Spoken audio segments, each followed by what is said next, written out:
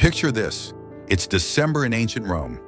17th day of the month, and the city's buzzing with a kind of energy that feels like the holidays we know today, only weirder, wilder, and a whole lot more complicated. The seven hills are alive with the clang of bronze bells cutting through the morning mist, signaling the start of something extraordinary. In grand villas where marble columns gleam like they've trapped lightning, the air's thick with the scent of roasted boar honeyed wine and anticipation. For 7 days, Rome flips upside down. Slaves sit at their masters' tables, sipping from crystal goblets, still warm from the lips of the elite. Masters draped in silk togas kneel to serve their own slaves, platters of peacock and figs. It's a festival where the rules of the world seem to vanish, where the powerless get a taste of power, and the powerful play at humility. Welcome to Saturnalia, Rome's most bizarre and brilliant celebration. But here's the kicker. What if all this freedom was just a trick to keep the chains polished? Let's dive in. Saturnalia wasn't just a party, it was a spectacle, a 7-day fever dream that turned Rome's rigid hierarchy into a theater of inversion. Imagine walking through a Roman villa where torchlight dances on frescoed walls, and you see a slave, calluses still fresh from hauling amphorae, holding a golden cup like it's a live coal. Across the room, a senator who'd normally order a flogging without blinking pours wine for the man he owns, his smile tight as a bowstring. The laughter's loud, the wine flows, and for a moment it feels like everyone's equal. But there's a catch, and we'll get to that. First, let's set the stage. Why did Rome, the empire, built on conquest and control, throw a party where slaves could act like kings? This festival had deep roots tied to the god Saturn, the mythical ruler of a golden age when no one worked, no one owned, and life was one big feast. Romans believed Saturnalia honored that lost paradise, a time before chains and empires, when abundance was everyone's birthright. By the time Rome was a sprawling superpower, Saturnalia had morphed into something else, a week-long bash from December 17th to the 23rd, where the city let loose. Shops closed, courts shut down, and even wars paused. People exchanged gifts, lit candles, and sang in the streets, not unlike our modern Christmas or New Year's vibes. Sounds familiar, right? But here's where it gets wild. For those 7 days, slaves didn't just join the party, they were handed the spotlight.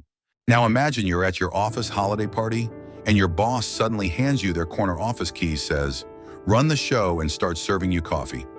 That's Saturnalia in a nutshell, but with higher stakes. Slaves could eat the finest foods, wear their master's clothes, even joke about their owner's bad habits, things that'd get them crucified any other day. It's tempting to think this was Rome's big-hearted gift to its slaves, a week of humanity in a world that treated them like livestock. But hold that thought.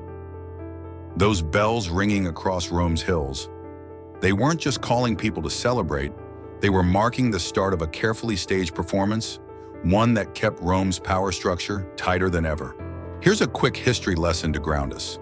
Saturnalia wasn't some random tradition, it went back centuries tied to Rome's agricultural roots. Historians like Livy tell us it started as a harvest festival, thanking Saturn for bountiful crops. By the time of the Roman Empire, it had grown into a massive public and private affair, with feasts in temples, villas, and even the streets. The Temple of Saturn, right in the Forum, was the heart of it all, decked out with garlands and offerings. Romans saw it as a way to reconnect with a simpler mythical past, but it also served a very practical purpose. In a city built on the backs of enslaved people, some estimates say a third of Rome's population was enslaved. This festival was a pressure valve, a way to let off steam without breaking the system, and that's where the genius and the deception comes in. Think about it, what's more powerful than locking someone in chains, making them grateful for a week without them? Saturnalia wasn't chaos. It was choreography, every step planned to keep Rome's gears turning. But before we unpack how it worked, let's linger on this image. A slave hand scarred from years of labor, holding a goblet he'd never dare touch otherwise, his eyes flickering with something between wonder and fear.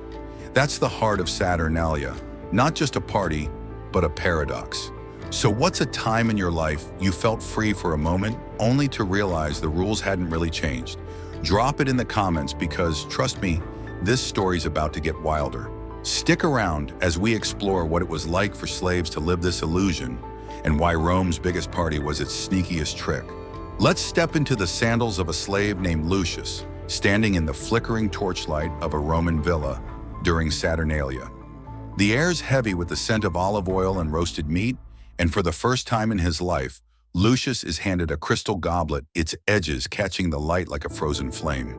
His hands, rough as old leather from years of hauling grain under the Mediterranean sun, tremble as they close around it.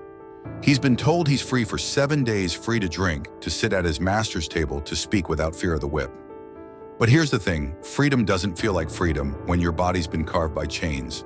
It feels like a trap, and Lucius is about to learn why. If you've ever been given a moment to speak up at work or school only to freeze because you know the rules haven't really changed, you're closer to Lucius than you might think.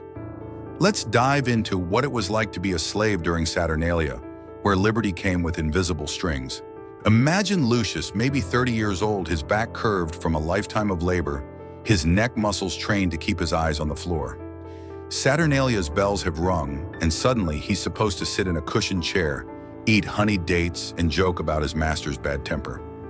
But his spine doesn't know how to straighten. It's fossilized into a question mark, each vertebra shaped by years of expecting a blow. When he reaches for the goblet, his fingers hesitate, fluttering like birds circling a snare. Those hands, broken once for touching a master's tool without permission, can't trust this new world where luxury is suddenly allowed. The wine tastes sharp, not because it's gone bad, but because his throat's tightened from years of swallowing silence. Freedom for Lucius isn't a gift, it's a weight heavy as the amphorae he carries daily. Now picture this, Lucius tries to give an order, maybe asking for more bread, but his voice comes out as a whisper wrapped in apologies. "If it pleases you," he mumbles, even though he's supposed to be the one in charge. 20 years of speaking, only when spoken to, have carved grooves in his larynx and authority doesn't fit. It's like trying to run after months in shackles his muscles have forgotten how. This isn't just Lucius's story, it's what countless slaves faced during Saturnalia. Their bodies had adapted to survival under absolute power, their minds wired to expect punishment for stepping out of line. When they were told to act free, it was like asking a caged bird to fly in a room with no windows. The permission to be human was real, but the ability to feel human had been beaten out of them. Think about a time you were told you could be yourself at work, maybe a team meeting, where the boss says, "Speak freely, no judgment." But you hesitated, right? Because deep down, you knew the real rules hadn't changed. You'd seen what happens to people who say too much. That's what Lucius and his fellow slaves were up against, but on a scale we can barely imagine. Psychologists call this learned helplessness, when years of control teach you that trying to change things only brings pain. For slaves, Saturnalia's freedom was a cruel test they could play at being masters, but their bodies and minds screamed that it wasn't real. Some frozen doorways caught between the slave quarters they knew and the banquet halls they were allowed to enter. Others retreated to the kitchens, overwhelmed by the weight of making choices they'd never been trained to make. Here's a common mistake we make when thinking about Saturnalia. We assume slaves jumped at the chance to be free, that they partied like it was spring break. But the truth is darker. Freedom wasn't just unfamiliar, it was exhausting, even terrifying. Their hands shook not from the December cold, but from muscles that had learned to expect punishment for touching anything beautiful. Their voices cracked not from disuse, but from the fear that speaking too loudly might carry consequences after the festival ended. Saturnalia didn't liberate slaves, it showed them how deeply their bondage had reshaped them, body and soul. Stick with us as we uncover how the masters pulled the strings behind this so-called freedom. A Roman senator, let's call him Gaius, standing in the grand dining hall of his villa during Saturnalia. The air hums with the clink of goblets and the low murmur of forced laughter, torchlight casting shadows that twist like secrets across the mosaic floor. Gaius, draped in a silk toga that costs more than a slave's life, bends low to offer a silver platter of roasted peacock to a man. He owns a man whose scars he ordered etched. His smile is polished as the marble columns around him, but his eyes, sharp as a hawk's, miss nothing. Every hesitant sip, every nervous glance from the slaves seated at his table is cataloged, stored like grain in a granary. Gaius isn't just playing servant for a week, he's performing, and Saturnalia is his stage. If you've ever seen a boss act all buddy-buddy at a company party, only to know they're still the one signing your checks, you're catching a glimpse of Gaius's game. Let's peel back the curtain on how Rome's masters used Saturnalia to look generous while keeping every ounce of power. For 7 days, men like Gaius traded their usual commands for gestures of humility. They poured wine, served food, even laughed at slaves' timid jabs about their greed or cruelty. It looked like benevolence, like proof that Rome's elite weren't heartless tyrants, but enlightened rulers who could share their world if only for a moment. But here's the truth. This wasn't charity, it was control dressed in silk. Gaius and his peers didn't surrender their authority. They loaned it out like a merchant lending coin at interest. When they knelt to serve, their spines might have bent, but their gaze never wavered, watchful, calculating, noting every word that crossed a slave's lips. A quip too bold a laugh, too free, and Gaius's mental ledger marked it down to be settled when the festival's candles burned out. Think about a modern CEO at a team-building retreat, tossing burgers on a grill for employees cracking jokes, maybe even wearing a goofy apron. Everyone claps, takes selfies, feels like a team. But come Monday, that CEO's back in the boardroom, cutting bonuses or firing dissenters. That's Gaius during Saturnalia. He's not there to level the playing field, he's there to make sure everyone remembers he owns it. Roman writers like Seneca hint at this in their letters describing masters who use festivals to burnish their reputations. Gaius might host a lavish Saturnalia feast, not because he cared about his slaves, but because it made him look good to his peers, his clients, maybe even the emperor. A generous master was a respected master, and respect meant power in Rome's cutthroat social game. Here's a lesson we can pull from this power structure's love symbolic gestures that don't actually change anything. Saturnalia let masters play the part of the good guy without giving up an inch of control. By serving their slaves, they could claim moral superiority. See, we're not like those brutal Spartans while reinforcing the system that kept them on top.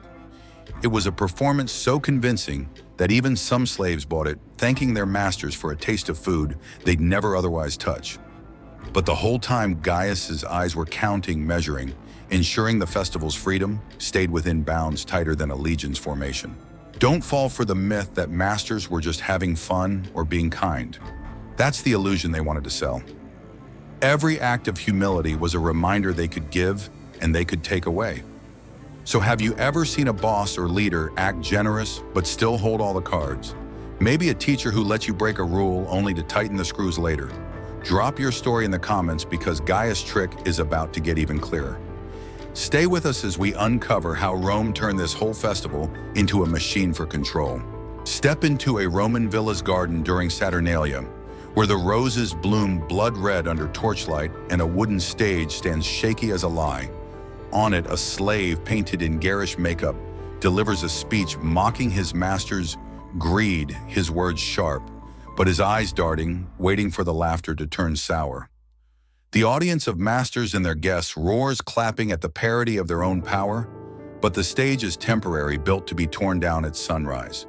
This isn't chaos, it's choreography, a performance so tightly scripted it could rival Rome's aqueducts for precision. Saturnalia wasn't a wild party gone rogue, it was a machine engineered to keep rebellion in check while making everyone feel free. If you've ever vented online about a bad boss only to realize nothing changes, you're brushing up against Rome's genius. Let's unpack how Saturnalia turned dissent into theater and kept Rome's power structure tighter than a legion's shield wall.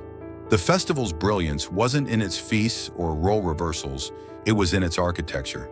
Every moment was planned with the precision of a military campaign. At dawn, bells rang to signal slaves could speak freely, but only until sunset. They could mock their masters, but only in designated spaces, using words that stayed within the lines of tradition. The rebellion was scheduled, measured, contained like water channeled through Roman pipes. Historian Keith Hopkins writes that Rome used festivals like Saturnalia to release social pressure without breaking the system. Think of it like a pressure valve on a steam engine, let out just enough to prevent an explosion, but never enough to change the machine's direction. Slaves could shout truths that had earned them a cross on any other day, but during Saturnalia, those truths were just lines in a play, harmless as a poet's verse. Compare this to Sparta, where helots enslaved people lived in constant fear with no festivals to ease the tension. Sparta's system bred uprisings, Rome's prevented them. By giving slaves a stage to perform their anger, Rome turned their rage into entertainment that strengthened the chains. Picture a modern parallel. You tweet about a company's bad practices, it goes viral, you feel heard, but the company just likes your post and moves on. That's Saturnalia's trick, letting you vent in a space where it won't change a thing. The temporary stages in those villa gardens, they were dismantled every night, rebuilt every morning, a physical reminder that rebellion was only allowed when Rome said so. Here's a common mistake we make, thinking Saturnalia was a chaotic free-for-all like some ancient Mardi Gras. Nope, it was as structured as a Roman road. Every privilege had a timer, every freedom a boundary. Slaves could act like masters, but only between specific hours in specific places with specific words. The rules were so ingrained that slaves followed them without being told, like muscle memory guiding a soldier's sword. This wasn't liberation, it was control dressed up as chaos, a system so clever, it made oppression feel like a party. Stay with us as we explore how Saturnalia shaped the minds of the next generation, turning even children into players in Rome's game. Imagine a girl named Gaia, barely 10, standing in the shadows of a Roman villa's courtyard during Saturnalia. The air is thick with the scent of crushed rose petals and sizzling meat, and the flicker of torchlight paints her face as she watches her father, a slave, hesitate before a master's chair. His hands hover unsure like moths caught in a sudden breeze as he tries to sit where only free men belong. Gaia's eyes, wide as the moon over the 7 hills, take it all in her father's trembling. Her mother's whispered apologies as she takes a sip of wine. The strange laughter that feels like a riddle she can't solve. To Gaia, Saturnalia isn't a party. It's a magic trick in a language she's never learned. If you've ever been a kid in a strict school told you could break a rule just this once, only to feel more confused than free, you're closer to Gaia than you think. Let's step into her world and see how Saturnalia taught Rome's youngest slaves that freedom wasn't theirs to keep. For children born into bondage, Saturnalia was a bewildering spectacle. Gaia watches her elders struggle with simple choices, which cup to pick, what words to say without fear, and learns a lesson no scroll could teach. Freedom isn't something you're born with like breath or blood. It's a privilege handed out like a rare coin by those who own you. Her father's spine, curved from years of labor, can't straighten to claim a seat at the table. Her mother's voice, trained to stay soft, cracks when she tries to give an order. Gaia sees this and absorbs a truth as old as Rome. Liberty is a gift, not a right, and gifts can be taken back. Historians like Tacitus note how Rome's social order relied on teaching everyone their place, and for slave children, Saturnalia was the classroom. It showed them that power decides when you're human and for how long. Think of a modern kid in a rigid school where one day the principal says, "No rules today, do what you want." But the kid freezes, unsure which pencil to pick or what game to play, because they've only ever followed orders. That's Gaia watching her parents wrestle with choices they were never trained to make. The festival didn't just confuse her, it shaped her. She learned that freedom is a performance allowed only when the powerful say so.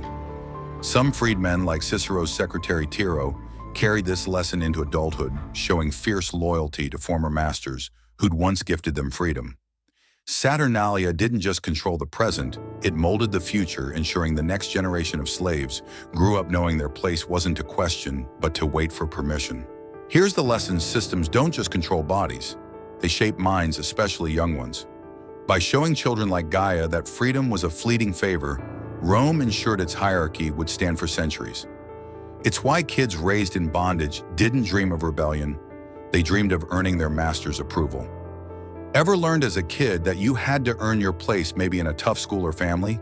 How did that shape you? Drop your story in the comments, because Gaia's lesson is about to reveal something even darker about Rome's plan.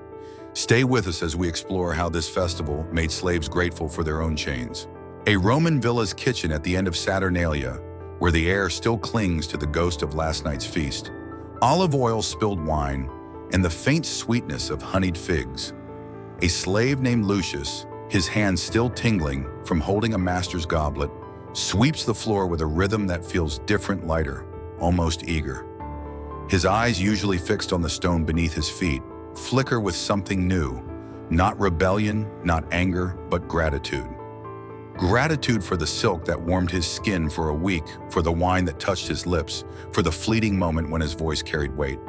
Lucius thanks his master not with forced words, but with a sincerity that cuts like a blade through the heart of freedom. If you've ever stayed loyal to a job that barely pays because of a holiday bonus or a kind word, you're brushing up against Lucius' world. Let's dive into how Saturnalia turns slaves into accomplices in their own chains, using gratitude as the most elegant shackle of all.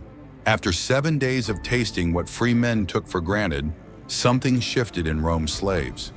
They didn't just return to their labor, they worked harder their movements, carrying a strange satisfaction, like soldiers proud of a battle won. The festival's gift of temporary humanity, sitting at tables wearing fine clothes, speaking without fear, left them feeling indebted, as if Rome had bestowed a favor too generous to repay. Roman historian Tacitus hints at this in his writings, noting how slaves often showed fierce loyalty after festivals, their labor infused with a new zeal.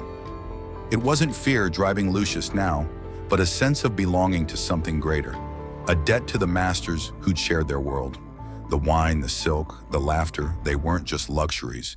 They were hooks sinking deep into the soul until submission felt like a choice. Think about a modern parallel. You're stuck in a dead-end job, grinding through long hours, and your boss hands you a $100 holiday bonus. Suddenly, you're thanking them, working overtime, feeling loyal despite the low pay and long shifts. Psychologists call this Stockholm Syndrome's cousin cognitive dissonance, where small kindnesses make you rationalize staying in a bad situation. For Rome's slaves, Saturnalia's rare privileges were like that bonus engineered to make scarcity feel like abundance. By giving slaves a taste of what they'd lost, Rome made them grateful for crumbs instead of demanding bread. Their loyalty wasn't coerced with whips, it was cultivated with moments of permitted dignity, moments that made bondage seem fair. Here's the lesson: the most effective chains aren't forged in iron, they're woven from hope. Rome didn't just control slaves' bodies, it reshaped their hearts, making them partners in their own oppression. When Lucius swept that kitchen floor with newfound effort, he wasn't just cleaning, he was thanking Rome for letting him glimpse a world he'd never own. Stick with us as we explore how Saturnalia's genius spread to other empires and still echoes today. Imagine a medieval town square where the frost clings to cobblestones and a bonfire crackles under a winter sky.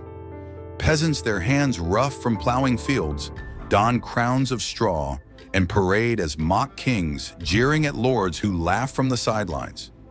The scene feels chaotic, like a festival unmoored from sense, but it's as tightly scripted as a monk's prayer book.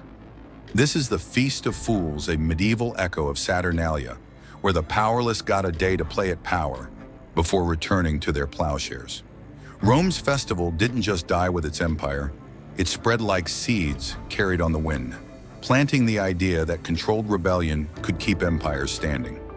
If you've ever seen a protest march aloud, but carefully fenced in by police, you're seeing Rome's shadow stretch across centuries. Let's explore how Saturnalia's genius became a blueprint for control far beyond the Seven Hills. Saturnalia's model, giving the oppressed a stage to vent without threatening the system, wasn't just a Roman quirk. It was a social technology as exportable as their roads or wine. Historian Keith Hopkins notes that Rome's influence reshaped cultural practices across its empire, and Saturnalia's DNA found its way into other societies' festivals. Take the medieval Feast of Fools, where peasants and clergy swapped roles for a day, mocking bishops and kings in churchyards. Like Saturnalia's temporary stages, these events were tightly managed, permitted by the powerful, ended by their command. The laughter was real, but so were the boundaries, ensuring no one mistook a day of play for real power. Even further afield, ancient India's holy festival had moments of inversion where castes blurred briefly but always snapped back to order. Rome's neighbors watched and learned, let the masses roar, but only on your terms. Contrast this with ancient Greece, where slaves had no such outlet. Spartan helots, crushed under constant terror, rebelled, often their uprisings bloody and disruptive. Rome's approach was smarter, give just enough freedom to prevent an explosion, like a valve releasing steam. Saturnalia's model spread because it worked, adopted by empires and kingdoms, needing to manage restless subjects. By the Middle Ages, European rulers used similar festivals to pacify peasants, while colonial powers later allowed controlled dissent in far-flung territories, like limited protests in 19th century India under British rule. The lesson here: managed rebellion isn't just a party trick, It's a governance tool more effective than swords or walls because it makes the oppressed feel heard without changing a thing. Think of a modern protest like the 1989 Tiananmen Square marches, where students were allowed to gather until the state decided enough was enough. The space for dissent was granted, but only to a point echoing Saturnalia's scheduled freedom. Rome's innovation wasn't the festival itself, but the idea that power could stay secure by giving the powerless a script to follow. Ever been part of a permitted rebellion, like a workplace feedback session that goes nowhere, or a protest that's more photo op than revolution? Drop your thoughts in the comments because Rome's playbook is still in use, and we're about to see how it shapes our world today. Stick with us as we uncover Saturnalia's modern echoes and ask, are we still playing this game? Picture a crowded office break room, fluorescent lights humming, the faint smell of burnt coffee lingering in the air. Your boss rolls out a suggestion box promising, "We want your honest feedback, no holding back." You scribble a note about long hours or unfair pay, drop it in and feel a flicker of hope like a candle sparking in a drafty room. Weeks pass, nothing changes, but you're thanked for your input, and somehow you keep showing up a little less angry. That's the ghost of Saturnalia at work, its shadow stretching from Roman villas to our world where power still hands out just enough freedom to keep us in line. If you've ever felt like your voice was heard but the system stayed the same, you're caught in a modern Saturnalia. Let's peel back the curtain and ask, are we still playing Rome's game? The genius of Saturnalia, giving the powerless a stage to speak only to channel their rage into harmless performance, never faded. It's in the corporate open-door policy, where you can complain but the door never leads to change. It's in social media, where you can tweet your outrage to millions only to see algorithms amplify what's safe and bury what's dangerous. It's in those carefully permitted protests like the 2011 Occupy Wall Street movement, where people camped and chanted, but the banks kept humming untouched. These are our temporary stages built by power dismantled when the show's over, just like Rome's festival platforms. The system listens, nods, maybe even claps, but the chains stay polished, invisible, woven from the promise that your voice matters. Here's a common mistake we make. We think modern freedoms, our right to vote, to post, to protest, are absolute, that they're proof we're free. But look closer. Just as Saturnalia gave slaves a week to play at power, our systems give us spaces to vent that are carefully fenced. Your viral post might get likes, but does it shift policy? Your vote might count, but does it change who holds the real power? Rome taught us that freedom feels real when it's scheduled, when it's allowed, when it's part of the script. Historian Keith Hopkins wrote that Rome's festivals were safety valves, and today's equivalents, online rants, corporate feedback forms, permitted marches, do the same, releasing pressure without breaking the machine. The lesson here is simple but brutal. Real change doesn't come from permitted rebellion. Rome's slaves learned to love their chains because they were given a taste of freedom. We're not so different, grateful for the chance to speak, to post, to march, even when the system stays rigid as marble. The question is, can we see through the performance? Can we spot the modern Saturnalia in our lives? The suggestion boxes, the hashtags, the moments we're allowed to feel free but never truly are. What's your modern Saturnalia? A workplace that listens but doesn't act? A platform that amplifies your voice but only so far? Drop it in the comments, and if this hit home, smash that subscribe button for more deep dives into history's hidden truths. Because the stage may have changed, but the game's still on, and it's up to us to decide whether we keep playing.